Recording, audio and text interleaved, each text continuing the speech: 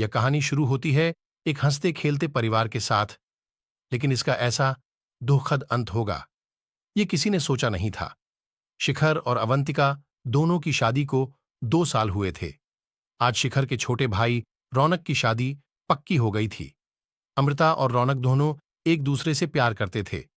कुछ ही दिनों में दोनों की शादी होने वाली थी।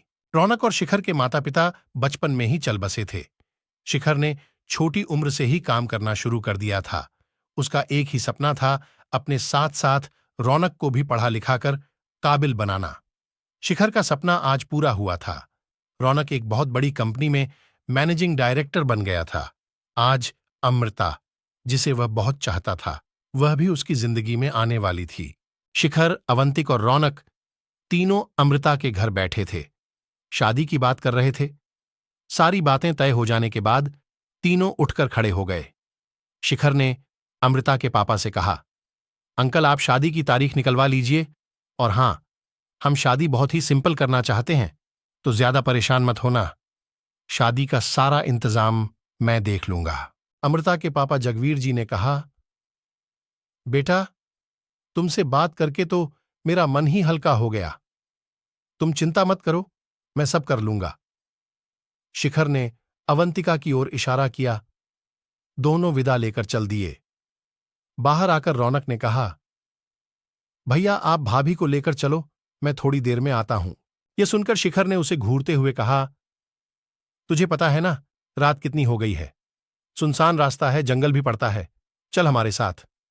अवंतिका ने कहा, वो आप भी ओल्ड फैशन हो, इसे थोड़ा सा टाइम दीजिए। अमृता के साथ बिताने के लिए इन दोनों की जिंदगी का आज बहुत बड़ा दिन है। यह सुनकर शिखर हंसने लगा। रौनक को वहीं छोड़कर दोनों वापस चल दिए। शिखर जल्द से जल्द घर पहुंचना चाहता था। रास्ते का कुछ हिस्सा जंगल से होकर गुजरता था, जहां स्ट्रीट लाइट भी नहीं थी। शिखर बहुत संभल कर गाड़ी चला रहा था। शिखर ने अवंतिका से कहा, जानती हो अवंतिका, मुझे अपनी शादी की जितनी खुशी नहीं हुई थी, उससे ज्यादा आज हो रही है।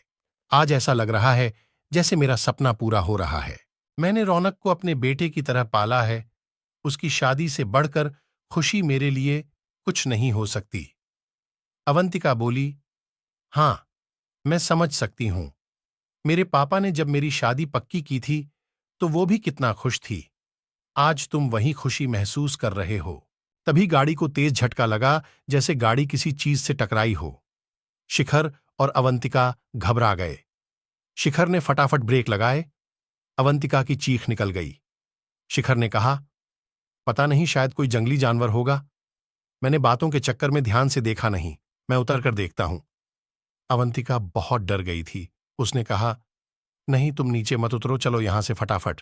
शिखर भी घबरा गया था, लेकिन फिर भी उसने कहा, उतरकर तो देखना पड़ेगा, कहीं कुछ गाड़ी के नीचे न फंसा हो।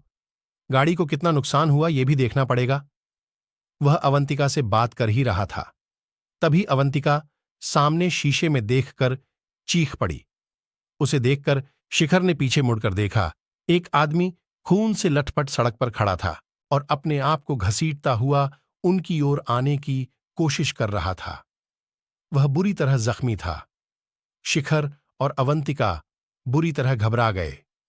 शिखर उतरकर उसके पास जाना चाह रहा था, लेकिन अवंतिका ने चिल्लाते हुए कहा, भागो यहां से, तुमने एक आदमी को उड़ा दिया है, पुलिस केस हो जाएगा। घबराहट में शिखर ने गाड़ी भगा दी। फिर उसने सामने शीशे में देखा, वो आदमी गिर पड़ा था और हाथ जोड़कर मदद के लिए पुकार रहा था। शिखर घबराहट में गाड़ी भगाता हुआ बहुत दूर निकल गया। अवंतिका अब भी रो रही थी। शिखर ने कहा, हमें शायद उसकी मदद करनी चाहिए थी, उसे अस्पताल ले जाना चाहिए था, वह मर जाएगा। अवंतिका ने कहा, तुमने देखा नहीं, उसके ऊपर गाड़ी चढ़ गई थी, वो बचेगा नहीं, अस्पताल ले जाते तो तुम फंस जाते। अवंतिका की हां में हां मिलाकर शिखर ने गाड़ी की स्पीड तेज कर दी। कुछ ही देर में वे दोनों शहर में पहुंच गए। वहां पहुंचकर दोनों ने राहत की सांस ली। अवंतिका ने पानी की बोतल निकालकर पानी पिया और बोतल शिखर की ओर बढ़ा दी। शिखर ने मना कर दिया।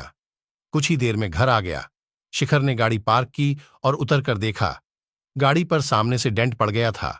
एक ओर की फ्रंट लाइट भी टूट गई थी। अवंतिका जल्दी से गाड़ी से उतरी और शिखर को लेकर अंदर आकर सोफे पर बैठ गई। शिखर को बहुत पछतावा हो रहा था। हे भगवान, आज ही यह सब होना था। पता नहीं बेचारा बचेगा या नहीं। अवंतिका बोली, शिखर, अब इस बात को भूल जाओ। उसे बचाने के चक्कर में तुम्हें पुलिस पकड़ लेती और हम सबका क्या होता। शिखर ने अवंतिका की बात में सहमति जताई, लेकिन उसका मन अंदर से उसे कचोट रहा था। बार बार वही दृश्य दिख रहा था। खून में लथपथ आदमी उठकर किसी तरह उनकी ओर आ रहा था। फिर वह गिर पड़ा और जमीन पर पड़े पड़े हाथ जोड़ रहा था। शेष आगे के भाग में